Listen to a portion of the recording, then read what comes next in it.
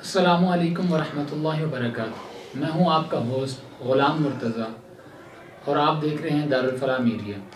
دارالفلاح media کے ساتھ پیغام رمضان کی ایک نئی نشست کے ساتھ آپ کی خدمت میں حاضر ہیں، اور ہمارے ساتھ موجود ہیں ہمارے مہمان خصوصی حضرت مولانا امجد سعید قریشی صاحب۔ آپ کے سوالات ہمارے پاس موجود ہیں، ایک ایک کر کے آپ کے سوالات ان کی خدمت میں پیش کریں گے اور وہ ہمیں ان کے جوابات دیں گے۔ تو چلتے ہیں ہم اپنے سوال و جواب کے سیگمنٹ کی طرف۔ السلام علیکم ورحمۃ اللہ۔ وعلیکم السلام ورحمۃ اللہ وبرکاتہ۔ مولانا صاحب مزاج کیسے ہیں آپ؟ اللہ کا بڑا احسان ہے، آپ ٹھیک ہیں؟ الحمدللہ، طبیعت اچھی ہے؟ اللہ کا کرم۔ آج کل سیاسی ماحول بڑا گرم ہے، بالکل۔ تو کس طرح آپ کے چینل چل رہا ہے یا اس پر کچھ اثرات تو نہیں پڑے اس کے؟ چل رہا ہے لیکن اثرات ہیں اس کے، جی جی جی، ہر طرف جو ہے طبیعتوں پر بھی بڑے اثرات پڑے ہوئے ہیں نا، لوگوں کی طبیعتوں پر بھی بڑے اثرات پڑے ہوئے ہیں۔ آپ دیکھیں یہ معاشرے کی کریم ہے، بالکل، اور وہاں کیسے حالات اور کیسا نقشہ یہ جا رہا ہے قوم کے سامنے۔ بالکل، وہ کہتے ہیں نا الناس علی دین ملوکہم، جی لوگ جو ہیں وہ اپنے بڑوں کے طریقے پر ہوتے ہیں۔ بالکل ایسا ہے۔ تو وہ جب ان اسمبلی ہال میں ان کو دست و گریبان دیکھتے ہیں اور کوٹتے پیٹتے دیکھتے ہیں، تو جو مسلمان بازاروں میں لڑتے ہیں ان پر کون گلہ کرے گا؟ ان پر تو کوئی شکوہ نہیں ہے۔ شکوہ نہیں۔ اللہ تعالیٰ ہماری حالت پہ رحم فرمائے۔ ہمارا ماحول اس طریقے سے بنا دیا گیا ہے، اور دوسرا رمضان المبارک کے ہمارے نوجوان طبقہ ہے وہ دین سے پہلے دور تھا تو اسے مزید دور کر دیا ہے، اور رمضان کی ان بابرکت ساعتوں کے اندر ہم دیکھتے ہیں کہ ہر روز رات کو جو ہے نعرے لگ رہے ہوتے ہیں، ڈھول باجے بج رہے ہوتے ہیں، تو انسان بڑے ایک فکر کی ضرورت ہے۔ مرتضیٰ بھائی یہ دیکھیں، یہ ہمارے وہ ایوان ہیں جہاں ہمارے مقدر کے فیصلے ہوتے ہیں، بالکل، اور وہاں اگر ہمیں خون آلود چہرے نظر آئیں جی اور وہاں اگر ہمیں گالم گلوچ کا بازار گرم نظر آئے تو پھر کیا بنے گا؟ جی، کہتے ہیں چو کفر از کعبہ برخیزت کجا ماند مسلمانی۔ بالکل، اگر ان جگہوں سے بد اخلاقی اور جناب گالم گلوچ اور جھگڑے اور دست و گریبان ہونا، یہ چیزیں اگر یہاں سے اٹھیں گی تو آپ بتائیں پھر امن کہاں ہوگا؟ بالکل، یہ لوگ امن کہاں، جو اپنے اندر امن قائم نہیں کر سکتے، اپنے ایوانوں میں امن قائم نہیں کر سکتے، اپنی نشستوں پہ امن قائم نہیں کر سکتے، تو وہ باہر کیا امن قائم کریں گے؟ اور مجھے حیرت ہے ان لوگوں پر بھی کہ جنہوں نے ان کو نمائندے بنا کر بھیجا ہے، ان کو یعنی یہ چنیدہ لوگ ہیں، یہ ہمارے چنے ہوئے لوگ ہیں، اور دنیا بھی حیران ہوتی ہوگی، باہر کی دنیا وہ ممالک بھی دیکھ رہے ہوں گے کہ جی واہ، یہ پاکستان کے لوگ ہیں اور جن لوگوں کو انہوں نے چن کے بھیجا ہے ان کے آپ حالات دیکھیں وہ کر کیا رہے ہیں۔ بقول کسی نے کہا تھا گرب میرو سگ وزیرو موش دربانی شود ای چنی ارکان و دولت ملک ویرانی شود۔ گرب میر، گرب کہتے ہیں یہ بلی کو، گرب میرو سگ وزیرو، بلی امیر ہو، چوہا وزیر ہو، کتا مشیر ہو، تو ای چنی ارکان و دولت، یعنی ان اوصاف کے مالک لوگ، کتے جب اکٹھے ہوتے ہیں نا وہ لڑتے ہیں، وہ نوچتے ہیں ایک دوسرے کو۔ تو جب ہماری طبیعتیں ایسی بن جائیں، ہم ایسے ہو جائیں اور ہمارے حکمران ایسے ہو جائیں، تو آپ بتائیں ای چنی ارکان و دولت ملک ویرانی شود، جب ارکان و دولت ایسے ہوں گے، ایسی طبیعتوں کے مالک ہوں گے، تو آپ بتائیں پھر وہ ملک ویران ہوگا۔ تو اسی لیے خدا سے خیر مانگو آشیاں کی، نظر بدلی ہوئی ہے آسماں کی۔ آج رمضان کے تقدس کا بھی کوئی خیال نہیں ہے، اور کیا ہو رہا ہے بازاروں میں، چوکوں میں، چوراہوں میں، شاہراہوں میں، ہر آدمی عجیب سلسلے کے اندر لگا ہوا ہے، اخلاقیات کو بالکل پامال کر کے اس کا جنازہ نکل رہا ہے۔ جب بڑوں کا یہ حال ہے تو چھوٹے ان سے کیا درس لیں گے، کیا سبق لیں گے؟ اللہ رحم فرمائے۔ اللہ تعالیٰ ہمارے حالات کے اوپر جو ہے رحم فرمائے۔ آپ نے پہلے بھی ہمیں ایک کلپ کے اندر یہ بات بتائی تھی کہ ہلاکت کی بد دعا ہے اس شخص کے لیے جو رمضان المبارک کی بابرکت ساعت کے اندر اپنی نجات نہیں کروا سکتا۔ ہم کس راستے کے اوپر گامزن ہے، اللہ تعالیٰ کی ہمارے حالات پہ رحم فرمائے۔ چلتے ہیں اپنے سوال و جواب کے سیگمنٹ کی طرف۔ ہمارا پہلا سوال جو ہے وہ توصیف شاہ بھائی ہیں، ٹیکسلا سے پوچھتے ہیں کہ عدالت سے اگر طلاق ہو جائے، میاں بیوی کے درمیان عدالت طلاق کا فیصلہ کر دے لیکن مرد جو ہے وہ طلاق نہ دے، تو اس سے طلاق واقع ہو جاتی ہے یا نہیں؟ مرتضیٰ بھائی بڑا زبردست سوال پوچھا ہے یہ ہمارے ٹیکسلا والے بھائی نے۔ یہاں دو صورتیں ہیں۔ ایک صورت تو یہ ہے کہ جب عدالت کے اندر دعویٰ دائر کیا جاتا ہے، مثلا ہماری کوئی بہن، کوئی بچی عدالت میں جا کر دعویٰ دائر کرتی ہے تنسیخ نکاح کا، تو وہاں دو صورتیں ہیں۔ ایک صورت تو یہ ہے کہ وہ جس خاوند کے خلاف جس عورت نے دعویٰ دائر کیا ہوتا ہے وہ پیش ہوتا ہے۔ جی اب اس کا عدالت کے اندر پیش ہونا یہ اس بات کی دلیل ہے، عدالت سے وہ یہ کہتا ہے جی کہ آپ جو بھی فیصلہ کریں گے مجھے منظور ہوگا۔ اگر وہ پیش نہیں ہوتا، جی وہ پیش نہیں ہوتا، جان بوجھ کر اس کو نوٹسز بھیجے جا رہے ہوتے ہیں اور وہ پیش نہیں ہوتا، تو گویا پھر بھی یہ چیز اس بات پر دلالت کرتی ہے کہ جو میں پیش نہیں ہوتا، تیرے متعلق جو بھی فیصلہ ہوتا ہے میں راضی ہوں۔ راضی اب عدالت اگر فیصلہ دے دیتی ہے دونوں صورتوں میں، تو فقہاء نے، علماء نے یہ لکھا ہے کہ یہ فیصلہ نافذ ہو جاتا ہے، اس کے طلاق دیے بغیر یہ عورت اس کے عقد سے، نکاح سے نکل جاتی ہے۔ ہاں، اس کو اگر عدالت کی اطلاع نہیں ملی، یا اس کو پیغام نہیں ملا، یا اس کو پتہ ہی نہیں ہے کہ عدالت کے اندر یہ سلسلہ چل رہا ہے، یہ ہیلا ناجزہ کے نام سے اردو کے اندر ایک کتاب ہے، حکیم الامت مولانا اشرف علی صاحب تھانوی، اللہ تعالیٰ ان کی قبر پہ کروڑوں رحمتیں نازل فرمائے، انہوں نے یہ ساری صورتیں تنسیخ نکاح کی جو عدالت کے اندر ہوتی ہے وہ ساری صورتیں اس میں لکھ لی ہیں۔ تو اگر ہمارے اس بھائی کو کوئی بھی کسی قسم کا اس کے بعد بھی کوئی مسئلہ ہو تو وہ کتاب لے کر، اس کے اندر وہ ساری صورتیں اردو کے اندر وہ ملتی ہے، ہر کتب خانے اور لائبریری میں ملتی ہے، اس کا مطالعہ کر لیں۔ ٹھیک۔ اگلا سوال عمر قدوس بھائی حیدرآباد سے پوچھتے ہیں کہ بچے کو دودھ پلانا والدہ کی ذمہ داری ہے یا والد کی؟ ہاں، بڑے عجیب سوال آج آپ لائے ہیں۔ بچے کو دودھ پلانا والدہ کی ذمہ داری ہے، جی ذمہ داری والدہ کی ہے، ٹھیک لیکن یہاں یہ ہے کہ اگر والدہ والد سے یہ کہے، بچے کے والد سے بچے کی والدہ یہ کہے کہ میں دودھ تب پلاؤں گی جب تو مجھے دودھ کا معاوضہ دے گا، جی دودھ پلانا تو اس کی ذمہ داری ہے، جی لیکن اگر وہ اپنے دودھ پلانے کے پیسے اپنے خاوند سے وصول کرنا چاہے تو کر سکتی ہے۔ اگر وصول نہ کرے، وہ کہے تیری بھی اولاد ہے، میری بھی اولاد ہے، ویسے کوئی ماں ایسا کرتی نہیں ہے، لیکن جہاں ٹھن جاتی ہے وہاں پھر اس سے وصول کرتی ہے۔ اور عدالت کے اندر بھی یہ سلسلہ چلتا ہے کہ جب شیرخوار بچہ ماں کے سپرد کیا جاتا ہے تو بعض دفعہ ایسا ہوتا ہے کہ والد سے پیسے وصول کر کے اس کو دیے جاتے ہیں، اور فقہائے کرام نے لکھا ہے کہ شرعاً یہ سارا سلسلہ کر سکتی ہے کہ وہ اپنا دودھ جو اس کا اپنا ہے اگر وہ پلاتی ہے تو اس کی قیمت بھی وصول کر سکتی ہے۔ اگر وہ باہر سے دودھ پلا رہی ہے تو وہ لا محالہ اس کی قیمت کی ادائیگی والد کو کرنی پڑے گی۔ اس کی بڑی ضروری ہے۔ اگلا سوال ایک خاتون کا ہے، حسن عبدال سے، وہ پوچھتی ہیں کہ میرا شوہر فوت ہو گیا تھا، 1 ہفتے بعد میرا بچہ پیدا ہوا تو میں اپنے والدین کے گھر چلی گئی، اس طرح جانے سے عدت کے اوپر کوئی فرق پڑتا ہے؟ جی بہن، آپ کے شوہر کی وفات کے 1 ہفتہ بعد اگر آپ کے ہاں بچہ پیدا ہوا ہے تو آپ کی عدت بچے کی پیدائش کے ساتھ مکمل ہو چکی ہے، لیکن اخلاقاً اور استحساناً یہ ہے کہ آپ باقی عرصہ عدت کا جتنا ہے وہ آپ اپنے شوہر کے گھر میں ہی گزاریں، لیکن عدت آپ کی مکمل ہوگی، عدت پر کوئی فرق نہیں پڑا، آپ کے والدین کے گھر جانے سے بھی کوئی اثر نہیں پڑتا، لیکن چونکہ شوہر کا ایک سوگ ہے، یہ اس کو عدت سوگ، مثلا آپ کا تو بچہ پیدا ہو گیا، عقد ثانی آپ کر سکتی ہیں، سارا سلسلہ وہ علیحدہ ایک مسئلہ ہے، لیکن ایک بوڑھی عورت ہے، بوڑھی خاتون ہے، اس نے بھی نکاح کا ایک تقدس ہے، ایک احترام ہے، اس کی حدود ہیں، ان کا خیال کرتے ہوئے اگر شوہر مر جاتا ہے تو اس نے بھی اس عدت کو پورا کرنا ہوتا ہے، اگرچہ وہ صاحب بالکل بوڑھی ہو چکی ہوتی ہے، اب نہ عقد ثانی تو نہیں کرنا ہوتا، لیکن آپ کی عدت وضع حمل کے ساتھ وہ ختم ہو چکی ہے۔ تو اب اگر آپ والدین کے گھر چلی گئی ہیں تو اس میں حرج کی بات نہیں ہے، لیکن آپ کو یہ عرصہ یہاں گزارنا چاہیے، یہ بہتر ہے، شوہر کے گھر میں بہتری اسی میں۔ اگلا سوال ہے کامرا سے، ایک خاتون پوچھتی ہیں کہ کیا ساس اور سسر کی خدمت میرے فرائض کے اندر شامل ہے یا نہیں؟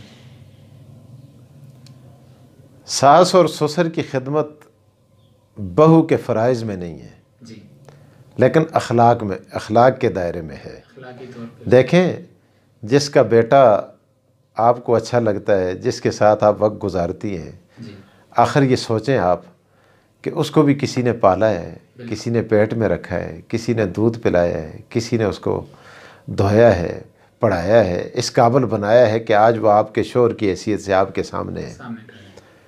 تو اخلاق اس بات کا آپ کو پابند بناتے ہیں کہ آپ ساس کے ساتھ اچھا برتاؤ کریں، لیکن آپ کے فرائض کے اندر یہ چیز نہیں ہے۔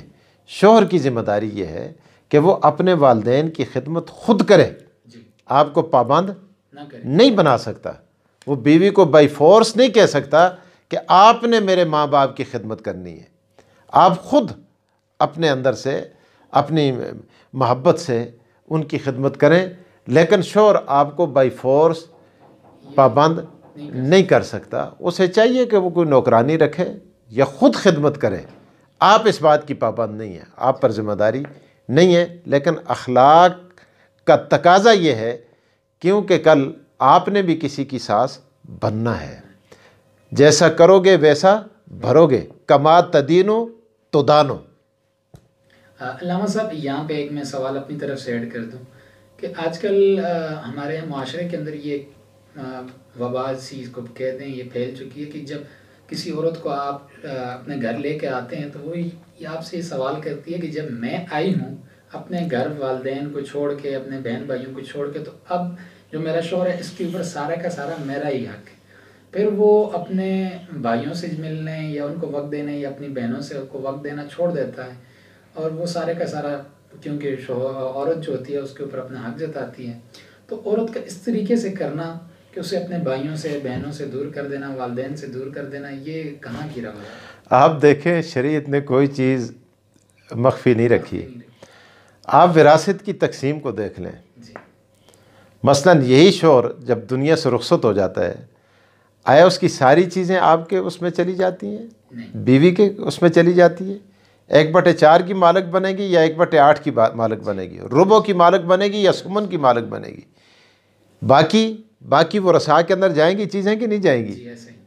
ایسے ہی آپ بس سوچ لیں، اسی پر آپ قیاس کر لیں کہ آپ کا کتنے اور باقیوں کا کتنا ہے، بس۔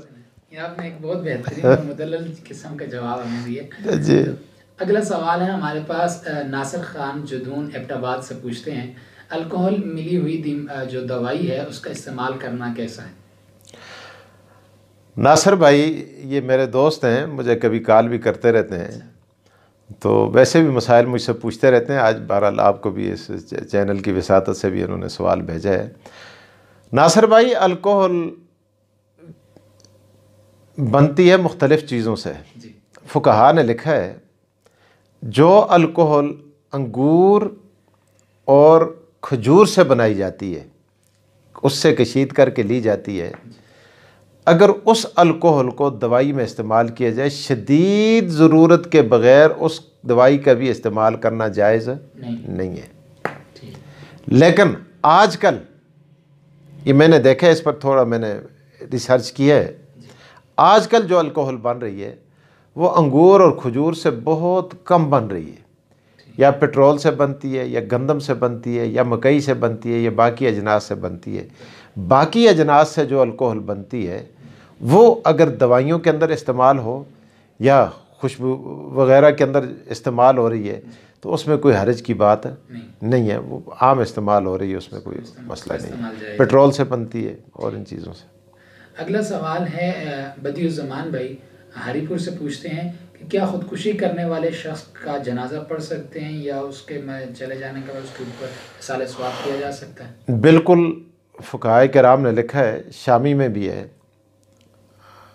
عالمگیری میں بھی ہے، باقی فتاوی جات کے اندر بھی یہ ہے، جو آدمی خودکشی کرتا ہے یہ بہت ہی کبھی کام اس نے کیا ہے۔ شریعت اس کو پسند نہیں کرتی، اپنے آپ کو مارنا، قتل کرنا، کیونکہ یہ جو ہمارا جسم ہے یہ امانت ہے ہمارے پاس، امانت کے اندر خیانت جائز نہیں ہے، یہ ہمارا اپنا نہیں ہے۔ اگر ہم اپنے جسم کے مالک ہوتے، قاری طیب صاحب اللہ غری کے رحمت فرمائے، دارالعلوم دیوبند کے محترم، بڑی پیاری بات ان کے خطبات کے اندر میں نے پڑھی ہے، وہ فرماتے ہیں کہ اگر تو ہم اپنے جسم کے مالک ہوتے تو ہم بیماری کو اپنے قریب نہ آنے دیتے. جی دیکھیں جو آدمی جس مکان کا مالک ہوتا ہے جسے چاہتا ہے داخل ہونے دیتا ہے, جسے چاہتا ہے داخل نہیں ہو, کیونکہ مالک ہے مکان کا. اپنی پراپرٹی کے اندر اس کی مرضی کے بغیر کوئی آ نہیں سکتا. اگر یہ مالک ہوتا تو بیماری کو قریب نہ آنے دیتا, مالک ہوتا تو موت کو قریب نہ آنے دیتا. یہ جو ہمارا جسم حرکت کر رہا ہے, ہماری زبان حرکت کر رہی ہے, آنکھیں دیکھ رہی ہیں, کان سن رہے ہیں, دماغ سوچ رہا ہے, اس کے ہم مالک نہیں ہیں. جب بھی اللہ چاہے, جب آدمی مفلوج ہوتا ہے بولتے بولتے بولتے بند ہو جاتا ہے, سنتے سنتے سنتے قوت سماعت جواب دے دیتی ہے, دیکھتے دیکھتے دیکھتے آنکھیں نابینا ہو جاتی ہیں, سوچتے سوچتے دماغ شل ہو جاتا ہے.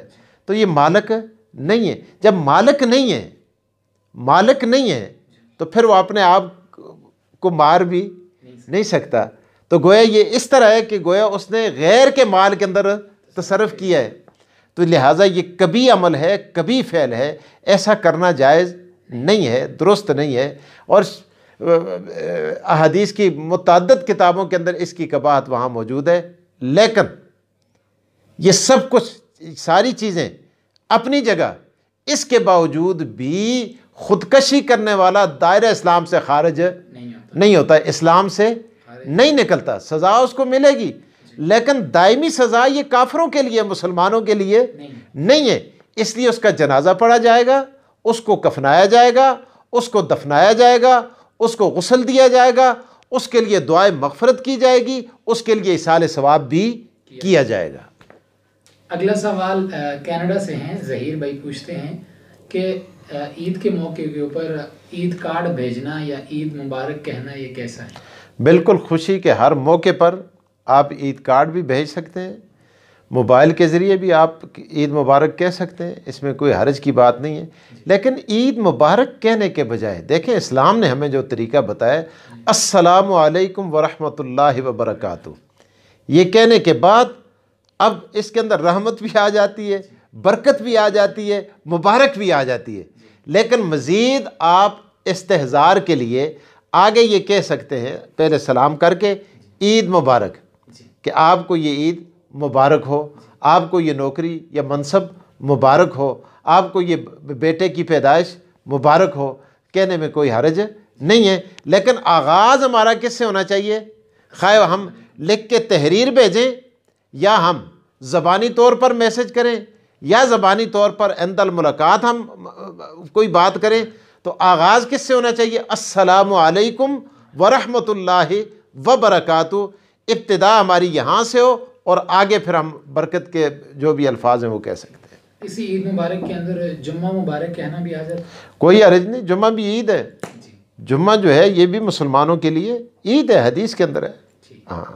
اگلا سوال ہے, ایک خاتون ہے, وہ پوچھتی ہیں کہ میری بہن نے اپنے تمام زیورات مرنے کے بعد مسجد کو ہبہ کرنے کی وصیت کی تھی. اب وہ فوت ہو گئی ہیں, اور فوت ہونے کے بعد ہماری ایک بہن ہے, ان کے زیورات میں سے ایک انگوٹھی لینا چاہتی ہے, تو وہ لینا اس کے لیے جائز ہے؟ اب دیکھیں جی, ایک آدمی وصیت کر کے مر جاتا ہے, زندگی میں دیتا نہیں ہے مسجد کو, یہ کہتا ہے کہ میں مر جاؤں, یہ کہتی ہے کہ میرے مرنے کے بعد یہ دے دینا. جب وہ مر جائے گا یا مر جائے گی تو اس کا تو مال رہا ہی نہیں, وہ تو ورثاء میں چلا گیا. لیکن یہاں بھی وصیت کے لیے ایک بات لکھی ہے فقہائے کرام نے کہ وہ ثلث مال کے اندر جاری ہوگی, 1/3 کے اندر. باقی مال کس کے اندر جائے گا؟ ورثاء کے اندر. تیسرے ایسے مال کو آپ وصیت کے مطابق دیں. پہلے آپ قرض دیں گے, پھر تدفین تجہیز اس کے اندر ہوگا, اس کے اندر بعد ثلث مال کے اندر وصیت جاری ہوگی. اور باقی مال کس کا ہے؟ ہی وارثوں کا ہے, تیرا ہے ہی نہیں ہے. اگر تجھے بہت ہی زیادہ شوق تھا تو یہ کہے کہ میرے مرنے کے بعد دے دینا, زندگی میں کیوں نہیں دیتے ہو؟ زندگی میں دے کے چلے جاؤ نا. جب تمہارا اپنا ہے, مر گیا تو وہ تو گیا, تمہارا رہا ہی نہیں ہے, وہ تو چلا گیا ورثاء میں. اب یہاں یہ بھی خیال کرنا ہے کہ بعض دفعہ لوگ اٹھا کے مرنے والے کا سارا مال اٹھا کے مسجد میں دے دیتے ہیں. بھائی بعض ورثاء نابالغ ہوتے ہیں, چھوٹے ہوتے ہیں, تو بھائی ان سے آپ نے پوچھا, اجازت لی ہے, یا باقی بڑے وارثوں سے بھی آپ نے اجازت لی ہے.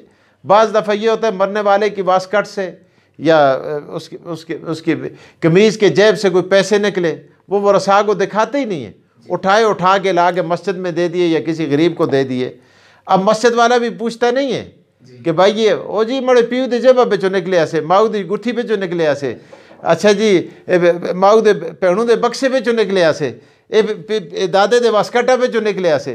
بھائی نکلے تے ایسے, لیکن دادا تے مر گیا, ماں مر گئی, بہن مر گئی, ہون تے پیچھے وارثاں کول گچھ رہے تے انہاں کولوں تو پوچھ کے آن کے دیتے ہیں یہیں تو وہ بھی آرام حلال نہیں دیکھتا, وہ بھی مڑ کے سارا کچھ اتھے لانا دی کوشش کرتا ہے. تو بہرحال یہ بھی دیکھنا چاہیے کہ بھائی ان میں وارثوں میں کوئی نابالغ تو نہیں ہے, کوئی بچہ تو نہیں ہے, کوئی معصوم تو نہیں ہے, کوئی کمزور تو نہیں ہے. اگر نابالغ ہیں تو پھر آپ ان کا مال تو صدقہ نہیں کر سکتے. پرائے بچے خیراتی کرنے جائز نہیں, اپنے بچے خیراتی کرو. جی اسی طرح یہ آخری وقت کے اندر اس طرح سے وصیت کرنا یہ ایک قسم کا ورثاء کو جو ہے محروم کرنے والی بات ہے. یہ بھی مذموم ہے, یہ فعل بھی اچھا نہیں ہے, جائز نہیں. اگلا سوال جو ہے وہ ڈاکٹر جمال احمد صاحب لاہور سے پوچھتے ہیں کہ ہمارے بعض دوست کہتے ہیں کہ ہاتھ کے اندر تسبیح رکھنا ٹھیک نہیں ہے, تو یہ بات واقعی درست ہے؟ ماشاءاللہ آپ نے بھی جی تسبیح, بڑا اچھا سوال پوچھا ہے ڈاکٹر صاحب نے. جی بعض دفعہ یہ لوگ ریاکاری کے لیے ہاتھ میں تسبیح لیتے ہیں, تو ریاکاری کے لیے ایک آدمی رہتا ہے. حضرت تھانوی رحمہ اللہ سے یہ سوال ہوا, تو بڑی پیاری بات کی. ہمارے استاد ہیں, ہم نے مسلم شریف ان سے پڑھی ہے, مولانا عبد الرحمن اشرفی, اللہ تعالیٰ غری کے رحمت فرمائے. مسلم شریف جامع اشرفیہ میں پڑھائی میں نے, 2 حدیث وہاں کیا. تو ان سے یہ سوال ہوا, تو انہوں نے حضرت تھانوی کے حوالے سے ایک بات کی, مجھے آج بھی یاد ہے, مجھے ان کی خوبصورت چہرہ, اور جب وہ بولتے تھے تو اس طرح لگتا تھا جس طرح موتی جو بکھیر رہے ہیں. تو حضرت تھانوی رحمہ اللہ فرماتے تھے پہلے ریاکاری کے لیے آدمی کام کرتا ہے, پھر عادت, پھر عبادت بن گئی. پہلے ریا پھر عادت. پہلے ریا کے لیے لیتا ہے, ریاکاری کے لیے کہ لوگ کا ہاں جی بڑا بزرگ ہے, جب ریاکاری کے لیے لی تو پھر عادت بن جاتی ہے. اب میرے پاس تسبیح نہ ہو, میں کہتا ہوں جی کوئی چیز گمی ہوئی ہے میری, کدھر گم گئی ہے, تو تسبیح ہاتھ میں ہوتی ہے, عادت بن گئی. عادت جو ہے پھر یہ کیا بنا دیتی ہے, عبادت بنا دیتی ہے. ایک بات. دوسری بات ڈاکٹر صاحب کے لیے, دوسری بات یہ ہے, کیونکہ ڈاکٹر صاحب کے ہاتھ میں بھی تسبیح ہوگی, دوستوں نے کہا ہوگا, بعض احباب اس کو بڑا مذموم سمجھتے ہیں, اور اس پر وہ دلیل بھی دیتے ہیں. کہتے ہیں مفت کا زاہدوں نے الزام لیا, تسبیح کے دانوں سے ابس کام لیا, یہ نام وہ ہے جسے لیں بے گنتی, یہ نام اللہ اللہ, یہ نام وہ ہے جسے لیں بے گنتی, کیا لطف جو گن گن کے تیرا نام لیا, کیا لطف جو گن گن کے, وہ بھی دلیل دیتے ہیں. تو حضرت تھانوی رحمہ اللہ نے دوسری دلیل یہ دی ہے کہ یہ متذکرہ, یاد کرانے والی. آدمی جب خالی ہوتا ہے تو اس کو یاد نہیں ہوتا, لیکن تسبیح جب ہاتھ میں ہوتی ہے تو یہ ذکر کو یاد کراتی ہے, کچھ نہ کچھ آدمی پڑھتا رہتا ہے. تو اس لیے یہ ہر لحاظ سے اچھی ہے, اس کا ہاتھ میں لینا اچھا ہے. ایک اور بات بھی میں نے کتابوں میں پڑھی ہے, بڑی کتابوں میں تو نہیں, یہ متاخرین کی کتابوں میں غالباً میں نے, یہ پیر ذوالفقار نقشبندی رحمہ اللہ, اللہ تعالیٰ ان کی عمر دراز فرمائے, اللہ تعالیٰ ان کا سایہ ہمارے سروں پہ قائم رکھے, بہت بڑی شخصیت ہے. ان کے ایک مرید ہیں, ان کی ایک کتاب ہے غالباً, اس میں میں نے دیکھا انہوں نے یہ بھی لکھا ہے کہ جس آدمی کے ہاتھ میں تسبیح ہو اور جیب میں مسواک ہو, اگر کہیں ایکسیڈنٹ ہو جائے تو اللہ تعالیٰ اس کی ہڈی کو محفوظ رکھتے ہیں, اس کی ہڈی نہیں ٹوٹتی. تو اس کے بہت بڑے فائدے بھی ہیں. بہرحال یہ چیزیں تو اپنی جگہ ہیں, پتہ یہ کوئی حدیث نہیں ہے, نہ کوئی فقہی بات ہے, نہ کوئی ایتھنٹک ہے. بہرحال کسی نے یہ کہا کہ ہڈی نہیں ٹوٹتی, خدا جانے. تو یہ نہیں کہ کسی کے جیب میں ہو کل ہڈی ٹوٹ جائے, وہ مجھے کہے جی مڑی تو پھر ٹنگ بھج گئی ہے, یا پرویز لائی دیجیے باں پکڑی دیے بھائی دیے, وہ کہے جی یہ سلسلہ ہو گیا ہے. تو بہرحال یہ بعض لوگوں کے تجربے ہیں, مجربات میں سے ہے. تو بہرحال ہر لحاظ سے اچھی, سب سے بڑی بات یہ ہے کہ ذکر کو یاد کراتی ہے. ماشاءاللہ مولانا صاحب, آپ کا شکریہ, آپ نے ہمارے سوالات کا جواب دیے. اسی کے ساتھ ہم اپنے نیکسٹ سیگمنٹ کی طرف چلتے ہیں, جہاں آپ ایک حدیث مبارکہ روزانہ کی طرح سماعت فرمائیں گے. حدیث مبارکہ سماعت فرما کر آئیے.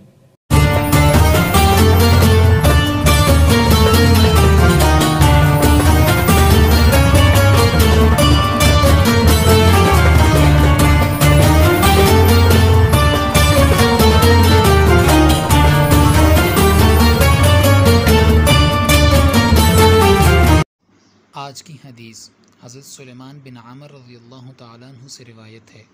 رسول اللہ صلی اللہ علیہ وآلہ وسلم نے فرمایا، جب تم میں کوئی روزہ افطار کرے تو کھجور سے افطار کرے کہ اس میں برکت ہے، اور اگر نہ ملے تو پانی سے افطار کرے کہ وہ پاک کرنے والا ہے۔